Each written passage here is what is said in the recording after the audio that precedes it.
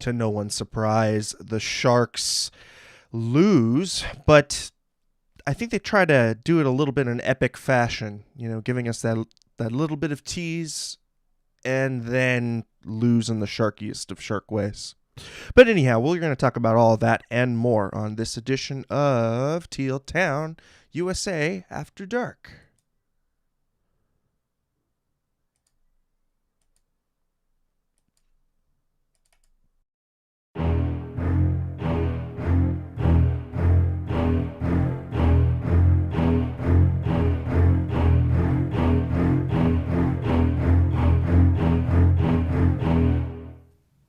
But first, if you want to be a part of the show and teal together and interact with us, please follow us on all the social media. That would be the Twitter, Instagram, Facebook, YouTube, SoundCloud, Reddit, and of course, all the shenanigans on Discord. And check out the whole umbrella product that is tealtownusa.com. I am joined today by Ian. Ian, how are you doing this evening?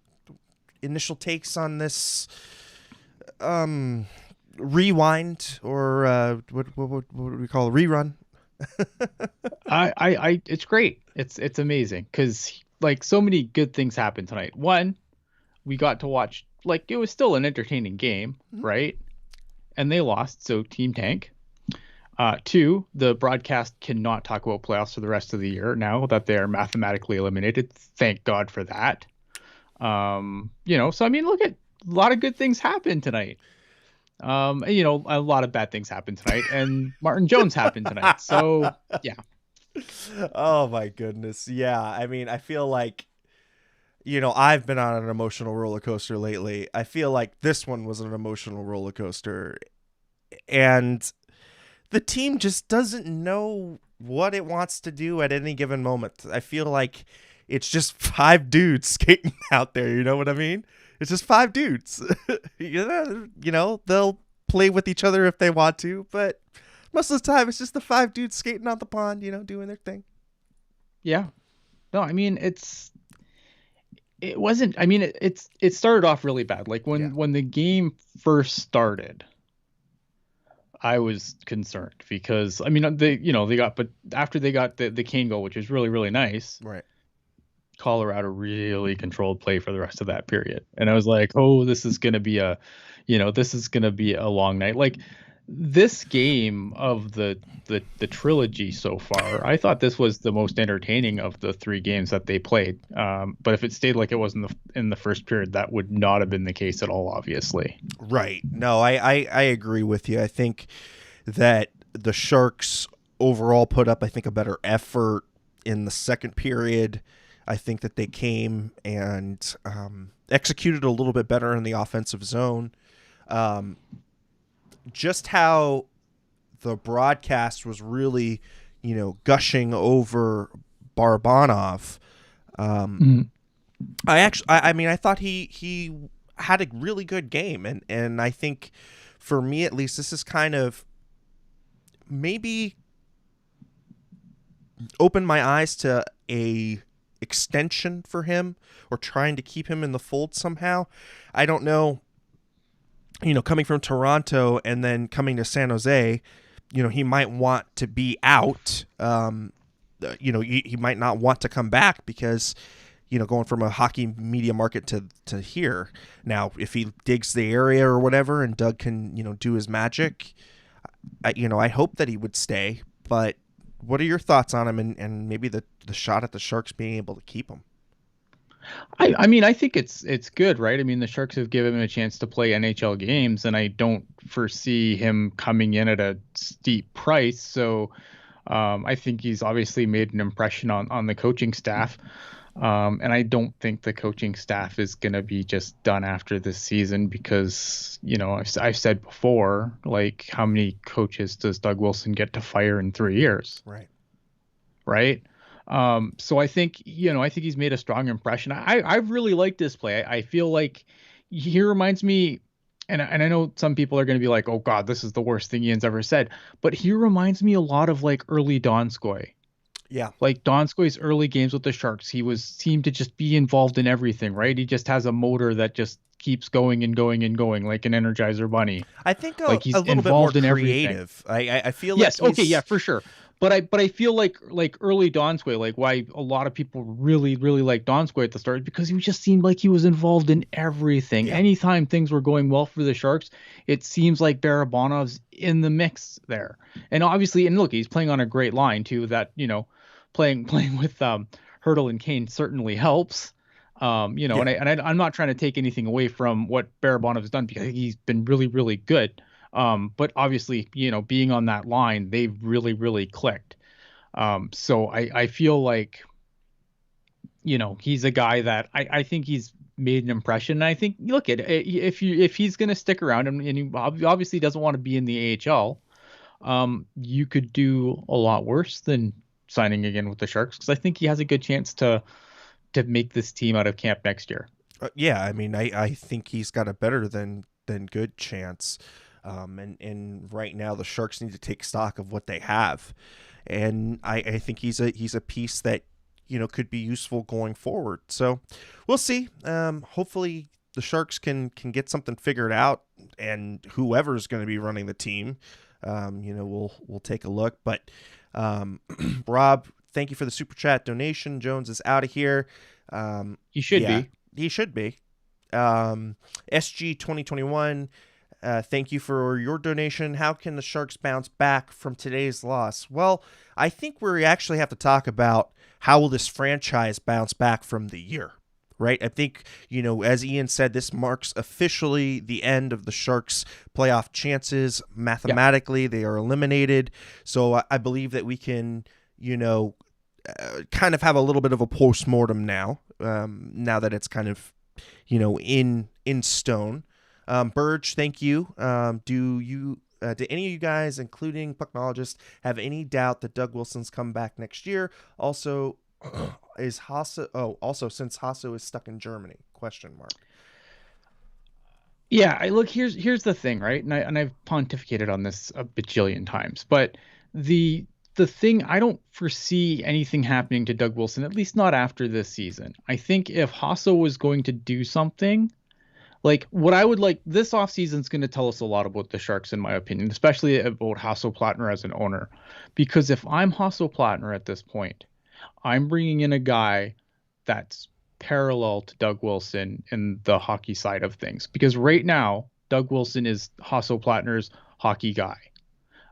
He has no other opinions. Everybody that's in place in that organization, they're all Doug Wilson guys.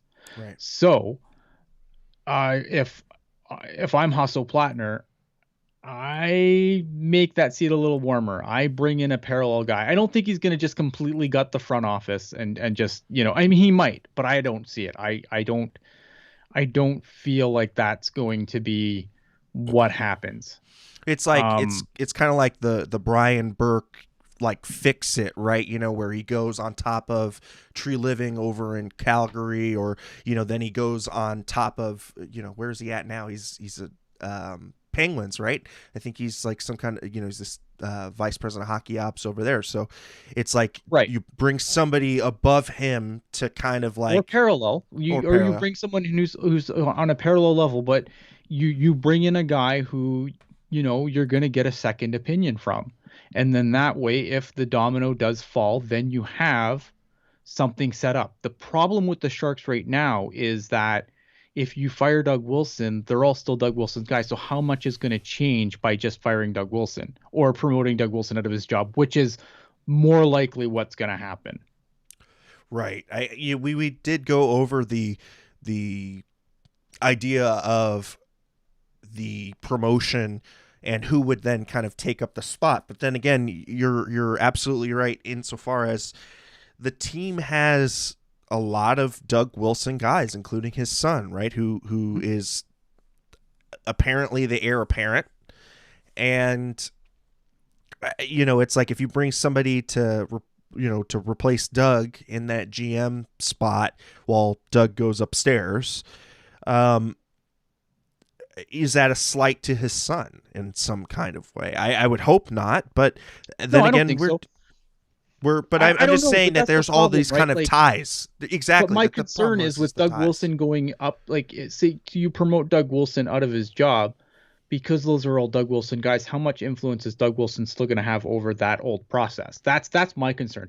It's not that I don't think that Doug Wilson Jr. would be a bad GM. In fact, I think the Sharks, again, and I've said this a bunch of times too. If you look at the most recent drafts where you can see where Doug Wilson Jr. kind of took over. And I think that there's definitely been an improvement. Now, time will have to bear this out. We've been high on draft classes before, so there will be more time needed to bear this out, but it's more positive. The problem is that I think the Sharks need someone to come in and look at everything from like this organization from top to bottom, development, scouting, you name it, it needs a look. And I don't know if that happens if, you promote Doug Wilson out of his job. And I think that's what happens. Like in my heart of hearts, I believe that Doug Wilson gets promoted out of his job. He probably promotes his son to GM, but I think he still has too much influence at that point. I Yeah. really, if the Sharks are really, if Hasso Plattner is really serious about none of this being acceptable, which we don't know,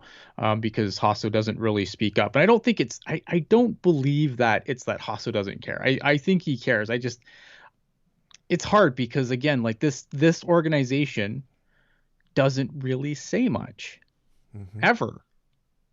Yeah.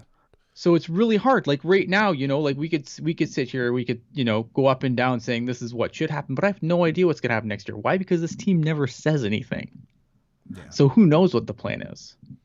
Yeah. And I think that's for a lot of season ticket holders, for a lot of fans of the team, just for the general health of the franchise, you would hope that they would have a little bit more clarity, a la New York Rangers. You know what I mean? Coming out with a statement of intent, basically. And I don't know if it's the team is in denial or if it's they're concerned with selling tickets Mhm. or what have you. But it's clear to me that there seems to be a lot of dry rot within this house, Ian. And what you're talking about is going through and doing a thorough examination, a thorough inspection of the house, right? Checking for Yeah, termites. absolutely. From the foundation up. And I think Exactly. that the foundation is rotten on this team. Yeah. We've had plenty of, and again, I don't want to like take this show in like a bajillion different directions, but I've always been very critical of this team's development. Right.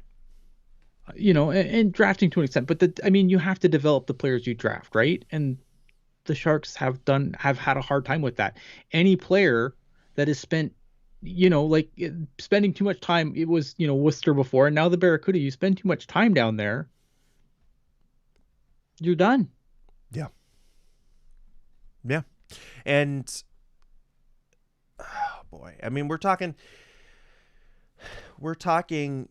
not only a area of development in which it's basically development hell, right? You go down there and obviously you're not really improving your skill set.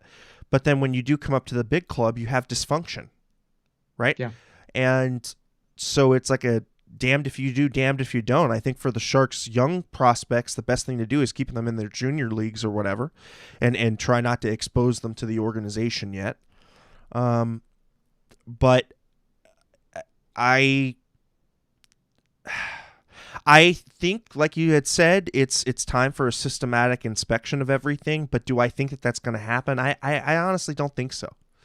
I'm convinced that Hasso Plattner and Doug Wilson have some kind of unique connection or unique ability to work with each other that he's not going to want to go away from that. Well, I think again, I think there's a level of familiarity there, right? Like a lot of Right. people are like, oh well, he's over in Germany, probably can't come over right now, whatever. But like this dude's like, this guy makes, this guy's net worth is like what, $9 billion or something stupid, Yeah. right? Like he has the technology to keep up on what's going on over here. I don't think it's like he's like sitting on a yacht somewhere and has no idea what's happening here. Like Exactly.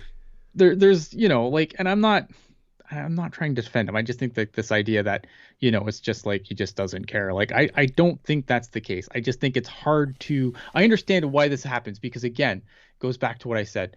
This organization as a whole, especially on the hockey side, I mean, obviously I think Becker does a good job of getting involved with the fans, but for a lot of the time, but they don't really give you answers. They never give you answers, Right. right? They say a bunch of things without Without saying saying anything. anything. Exactly. Right.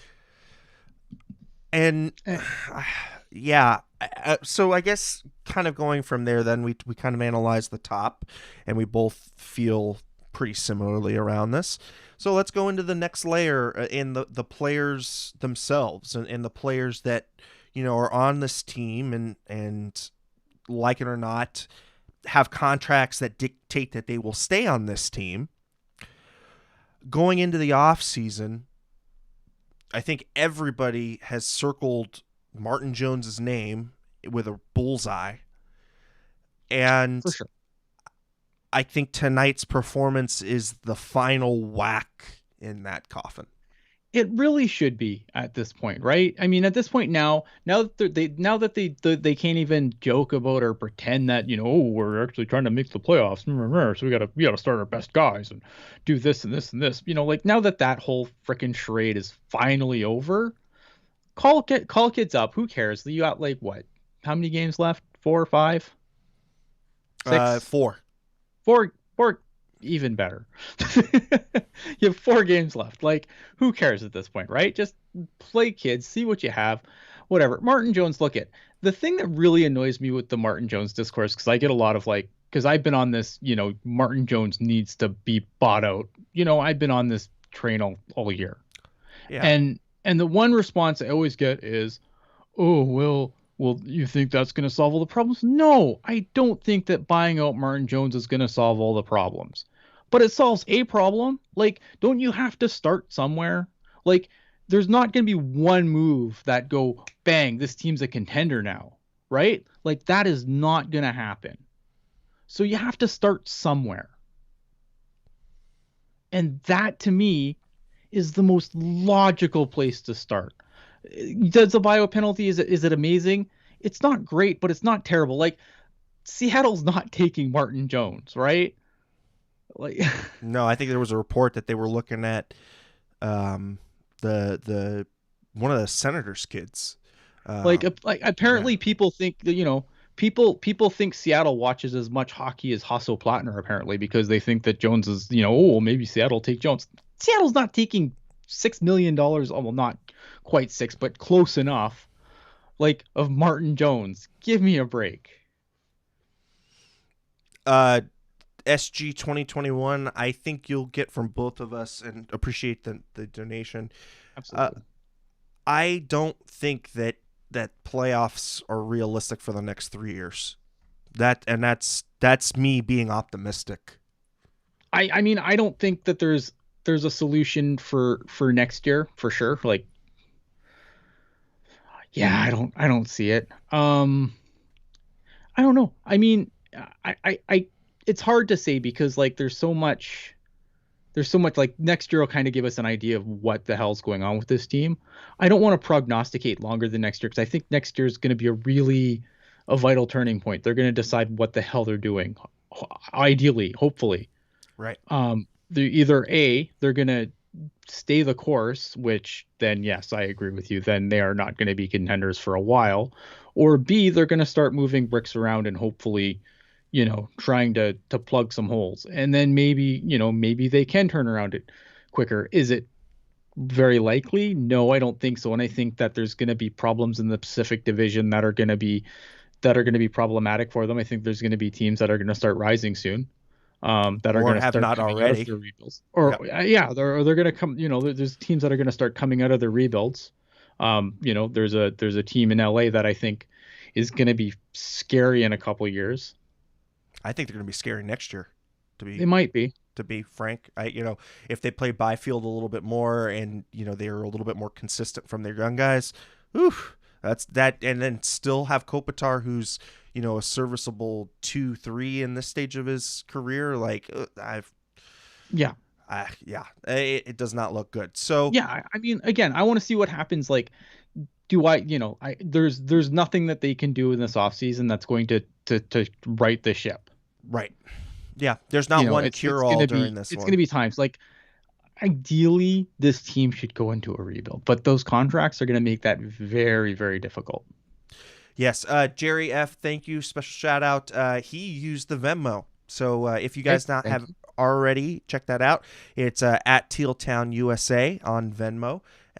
That's our preferred platform, only because Google likes to take a little bit of the cut on the YouTube chat. But anyhow, we really appreciate anything that you guys do for us.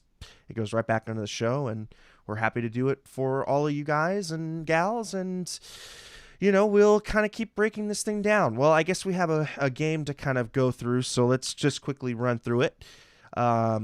Tonight, Evander Kane opens up the scoring unassisted, picking out the loose change, Ian. That nice, great play, good goal. Yep. Barabanov, again, like, this guy just continues to impress. I think should have gotten an assist on this one, but they saw to make it an unassisted goal. So Evander Kane with his 21st on the season. Evander Kane, probably the most consistent forward this season outside of a 3-week span early in January, and very much a key part of the team's point production this year. Mikko Rantanen, though, ties it up within 2 minutes, and Mikko Rantanen's 29th, McKinnon, and Landeskog. You know that those three were going to be in on scoring tonight. Yeah, I mean, the Avs have completely eaten the Sharks on offensive zone faceoffs. Just in the past few games. I thought Jones made a good initial save. Yeah, the rebound, he did cough with a pretty juicy rebound there. I understand that Rantanen's a really good player, and I understand that he's very fast, but it just I don't think, to me, and don't remember, I'll bury Jones later, but to me, he can't be the first one to that puck. Right. Right? The goalie wingers, makes a save, defenseman should clean that up. Yeah, no, I mean the wingers doesn't have to be defenseman. You're right. Exactly, no, but I'm exactly with you. It seems like the team gives up on faceoffs lately, and you get when you've got Gabriel Landeskog, Nathan McKinnon, and Mikko Rantanen on the same line, and they pull it back. These guys are so locked in. It takes them tenths of a second to know where each other are. It takes, an equal amount of time to kind of get everything set up and, kind of getting them set up in how they're going to attack the net. And then within, say, 4 to 5 seconds, a shot's coming off. And it seemed like the Sharks were unprepared for the level of finesse, the level of skill that those three have, and clearly outmatched on that one. Really didn't sell out in the defensive zone for that one on the wingers, and yeah, I mean you get stuff like that. So in that first period, shots on goal 13-5. I mean it was kind of pathetic. It was Harlem Globetrotters again. Oh yeah, it was. I thought, this is gonna be a long night. Yeah. And it turned out to be a long night, but just in a different way. So in that second period, the Sharks, really flipped the script. Felt like, they really put in their hard hats and did really well with the offensive zone chips. I thought that they went and their forecheck was really bearing down on the Avalanche defenseman.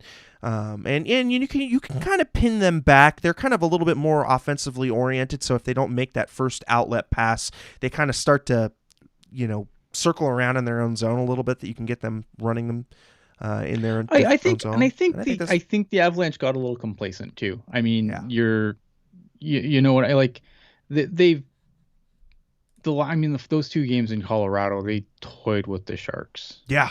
They absolutely toyed with the Oh Sharks, yeah, right? that And first I one think that we that they did with kind Mark, of, it and was I think when you're on a run like they are, like you're confident, right? And maybe you get a little, maybe you get a little complacent. I think they got a little complacent in the second, and the Sharks, I mean, they're not playing for much, but at the same time, like they're competitive. Like they're all competitive guys, right? Like no one plays in this league to lose. right. Like teams, like players don't tank. Teams absolutely tank. Players don't. You just put a crappy collection of players on the ice, and that's the end result, right? Yeah. Um, Yeah. So in that second period, Tomas Hertl basically capitalized on a brain fart. They tried to clear the zone. Like I said, if they didn't make, that was the first outlet pass, it hit somebody in the skate, and then Tomas Hertl was doing his best forechecking and came in, swooped in, put the shot on the backhand. Really beautiful goal waiting out Grubauer, and the Sharks reclaimed the lead. And then 5 minutes later, you've got Evander Kane with his 22nd on the season. Hurdle and Barabanov. Barabanov, thank you. Barabanov do a great job setting that one up, and Evander, just kind of bulls to the net and is able to, kind of, I guess, get a little bit of a backhand on it, and it was a really good goal, the type of goal that that line should be scoring, right? You should be getting it on net, and then the two power forwards crash the net, and I think that kind of is a recipe for how you're going to get offense from that line. Yeah, I mean, like that line has been fantastic. Like if you're looking for bright spots right now, I mean that's it, right? Um, Yep.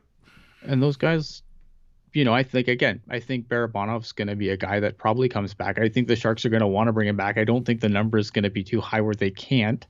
And I don't think, no one's going to, I don't think anyone's going to kick down his door with like a huge, you know, 3x3 offer or anything like that. So, um, no, I think, it's at least you have something to look forward to.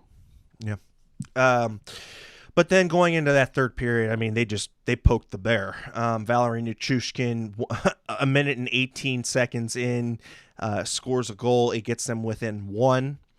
Timo Meier then answers back with Burns and Ferraro doing some really nice passing to each other on the blue line, and then Timo kind of coming in and placing that shot in the left-hand corner.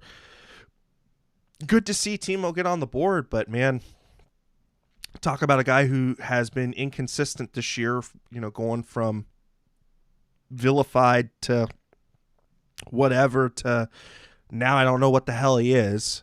And yeah, I mean, I guess it's good that he gets a goal, but at this point, I think he's kind of already sealed the narrative for his season.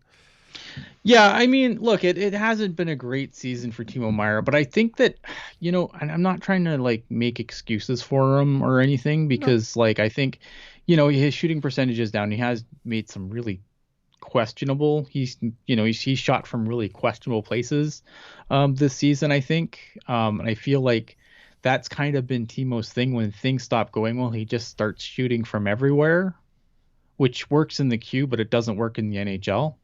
Right.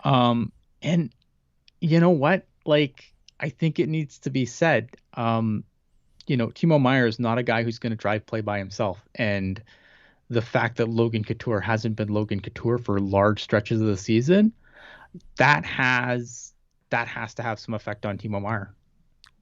I totally agree with you. I think a lot of people, because of where he was drafted and the players that were around him, expected him to be, right a couple of clicks below phenom, right? You know what I mean? Like, the team, and I think us as fans had a little bit of a deceived notion of what he is. At this point, he's complimentary at best.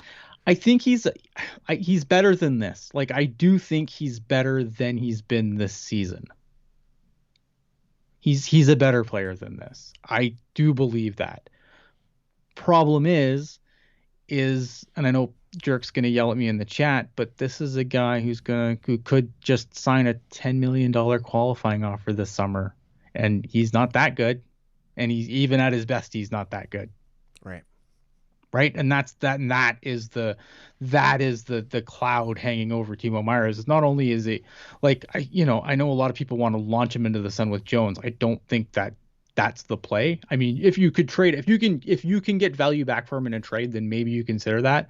But to just completely walk away from him, like, would be asinine. I'm wondering if maybe they might swing a deal with Seattle. And Timo might be the Qualifying offer, though, man. I don't know. And there's nothing to say that he just signs his qualifying offer. He could take another deal. Because I right. know Jerk's going to yell at me any minute now. But Yeah. it's scary for sure. Yeah. Like it's definitely you definitely add that to the list of marks against Doug Wilson at this point, in my opinion. Yeah. No, I agree. And then, of course, the Sharks implode upon themselves, which is normal and par for the course. This time it's Gabriel Landeskog with his 19th on the season. McKinnon. Okay, so I need to explain something for Steve, because he's in the chat asking what's the $10 million qualifying offer. I don't think I'm understanding. So what happens is the way, because it was under the old CBA. So what happens is the last year of Timo's deal, he's making, his cap hit is, I think, what, 6? But he's making, I think, $10 million in real dollars. Okay, so he's made $10 million in real money this year. Although, obviously because of it's backloaded, so the cap hits lower. Backloaded, and signing bonus, I think, has partly to do with that too, right? Right. So here's the issue with that. Under the old CBA, basically what happens is, for your qualifying offer can't be lower than the value of the last dollar amount of your deal. With Timo Meier, that's $10 million. So what happens is in order for the Sharks to maintain Timo Meier's rights, they have to give him what's called a qualifying offer. Now, generally, the qualifying offer is just a formality that you take to basically retain a player's rights. Now, that player has the option to just sign the qualifying offer, and boom, he's done. Now, most times when players are under restricted free agency, their qualifying offer usually isn't this high, so they don't just sign their qualifying offer. They have an agent, they hash out a deal. Now, if he signs his qualifying offer, that's 1 year, that's one more year at $10 million. And then they'd have to sign a new deal after that.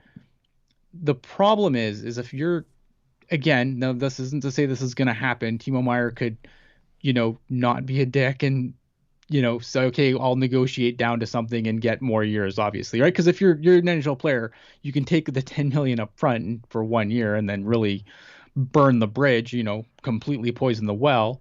Or maybe you come down and you sign another, 6x6 or something, right? And I'm not saying that's what Timo should get. I'm just using that as an example, right? Would you rather the $10 million up front or the $36 million in a 6x6? Decisions, right? But that is the qualifying offer. So I hope that answers your question. Beautifully put. I think you're on the money with that. And it's scary. It's a scary position for the Sharks to be in. So we'll have to see where that drama leads us this offseason and where it's going to go from there. Anthony Sanchez kind of bringing up a good point. Meier is the new Steve Bernier. Doesn't I mean, it's similar. I'm not completely like, I absolutely, has Meier had a not good season? Absolutely.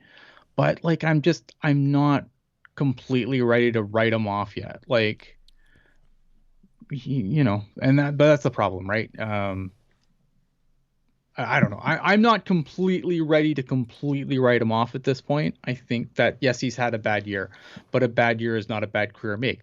Like, I know people like, well, you're so hard on Martin Jones. Yeah, Martin Jones had 3 bad years. Like, right.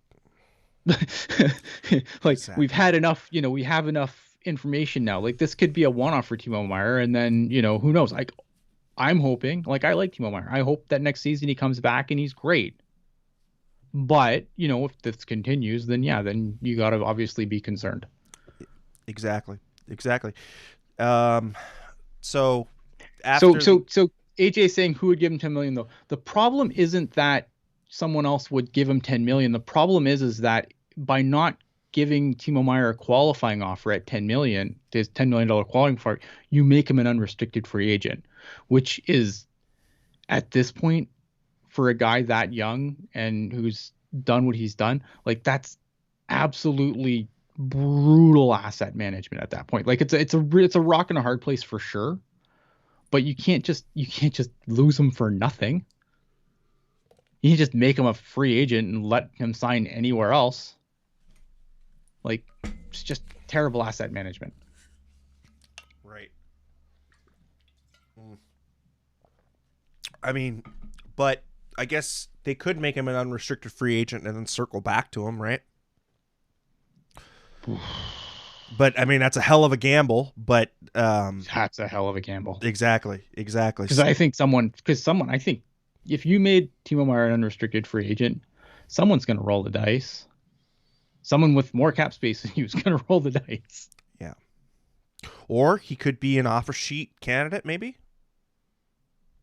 If somebody wanted to be a real, dick about it, No, no.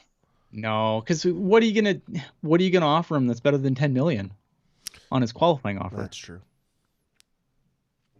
I guess longer term, but let's say somebody offers him You seven just by eight. Yeah, you can't like it's again it goes back to asset management, right? You can't just lose them for nothing. Like I understand everyone's really sour at Timo Meier right now, and I get it. I'm not trying to defend Timo Meier. Like I think he's had a really bad season. Would you have to, would you have I don't even know what I'm trying to say. Like you can't give him up for nothing. Like you have to you have to try and do something with that asset Yeah, you're because he's absolutely too right. young. Like you don't like he's still okay. So were there guys in that draft you would have taken over him for sure? But is he still a first round player in that draft? Yeah. You gonna give up a first round pick for nothing, whether it's a earlier, later, mid, or whatever? Like you can't just let that player walk for nothing. Right, Period. right. Yeah, I mean you're absolutely right, and that's the scariest part about it, right? It's because of the value of the asset, and that you kind of hosed yourself at this point. So, I mean, Right. at this point, the kind of reflects the play on the ice. Nazem Kadri with his 11th unassisted, another Jones gaff, and in a long line of them. But I don't think that was even the cherry on top of this shit Sunday. We go to overtime, 41 seconds in, and Andre Burakovsky from Makar and Rantanen throws, I would say, a halfway innocent shot on goal. Maybe has a little bit more pepper on it than expected, but just squeaks right through him, ends into the goal. Yeah, I mean Martin Jones. Martin Jones gave this game away on a platter. Yeah, On a platter. yeah, I don't know how and I've been on. I don't know how anyone defends Martin Jones at this point. yeah. I don't know, like I'm just the dude that watches on his computer and then comes on the internet and talks about it. I don't I you know My financial investment in the team isn't as significant. I can't understand anyone who would pay money if he's still on the team next year. Yeah. Like I don't I explain that to me if you can. And look at maybe, love of the team, I get it. But like I don't want to watch Martin Jones in goal on my maybe not so legitimate stream. You like I don't even think it's that. I think at this point, Ian, you're just putting him at. I mean, he's a liability at this point, right? I mean, and he is most nights going to be a net negative on a wins above replacement, You know what I mean? If we were gonna pull the old baseball stat, and I think that they're coming up with a WAR, or trying to come up with a WAR in hockey, Yeah, they're working on it. but I think he would be, a net negative, at least a -4 on average, probably 4 games a year. You would say that he's gonna cost you, and this was one of them. And I'm with you, man. It's 3 years of steady decline, and it's not even like there's dips and valleys. It's just straight off a cliff.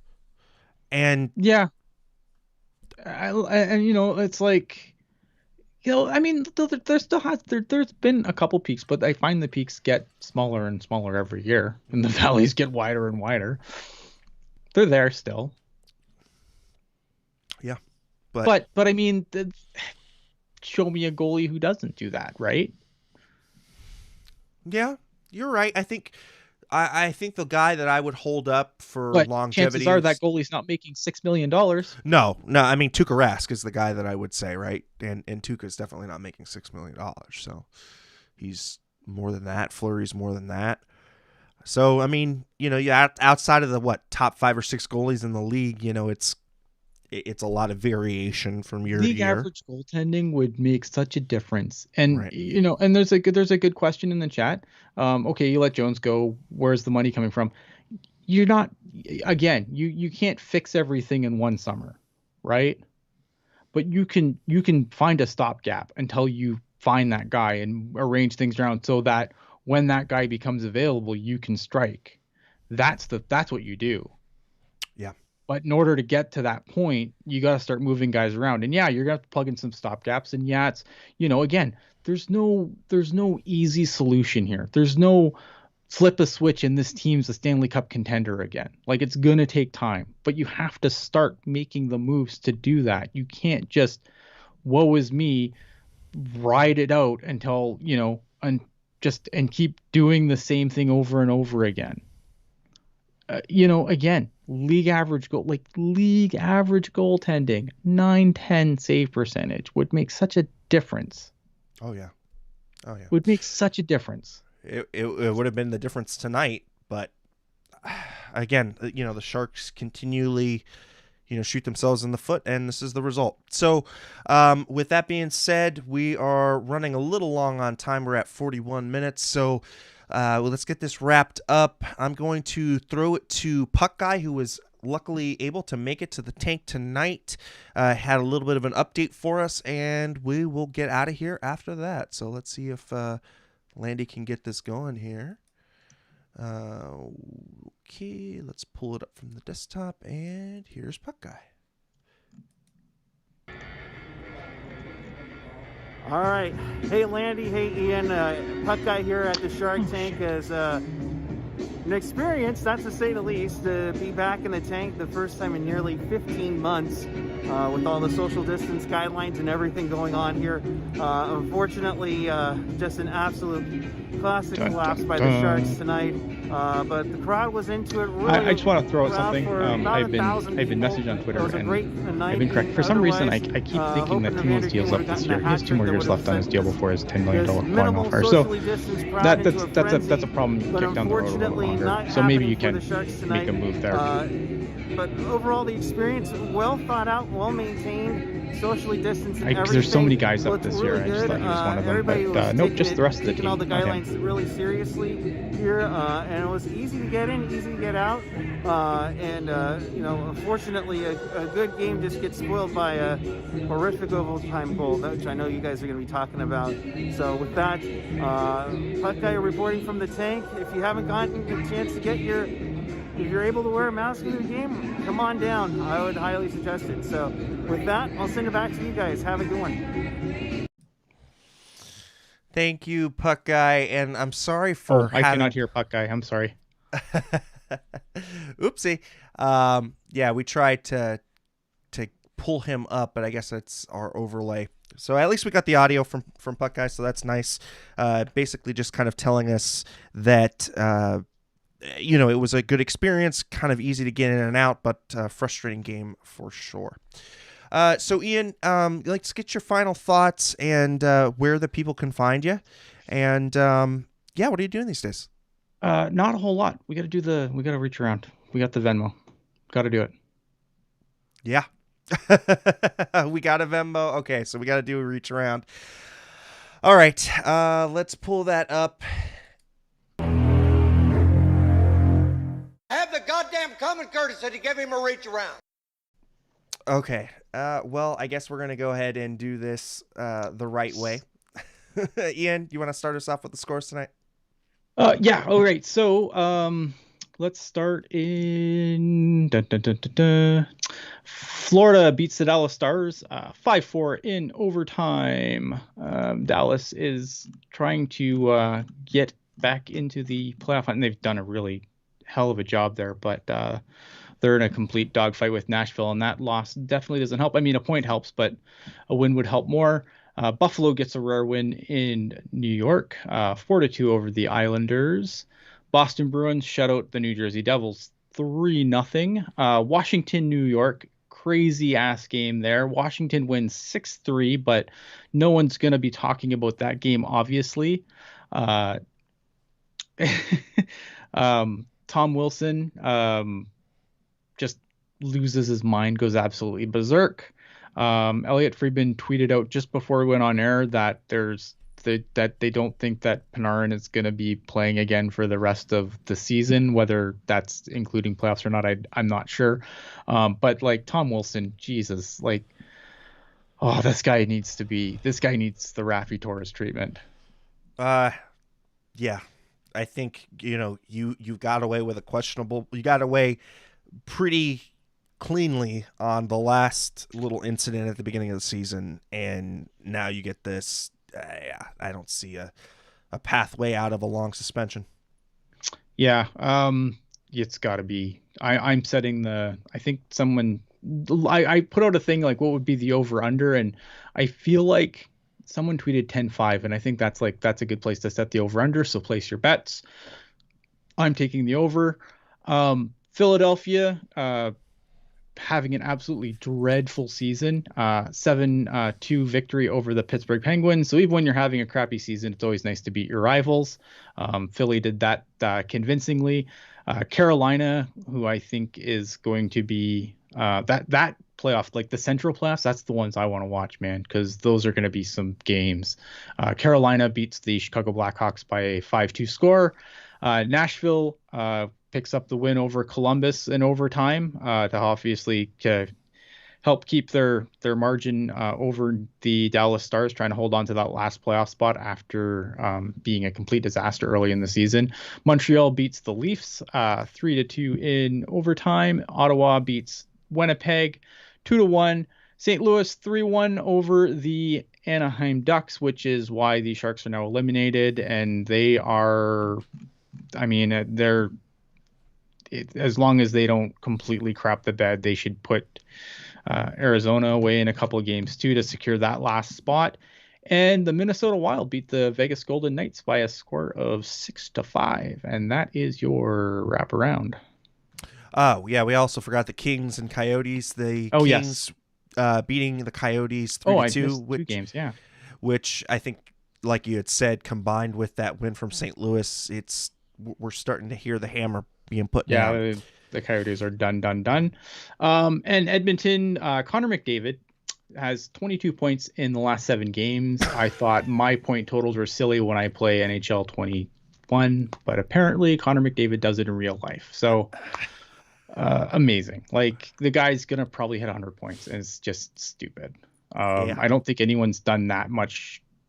Like, I can't remember anyone having that many points in 50 games since, like, it's got to be like Gretzky, Lemieux, and him and Connor McDavid, like, with those gaudy point totals after 50 games. Just stupid. Yeah, he makes the league look like his plaything.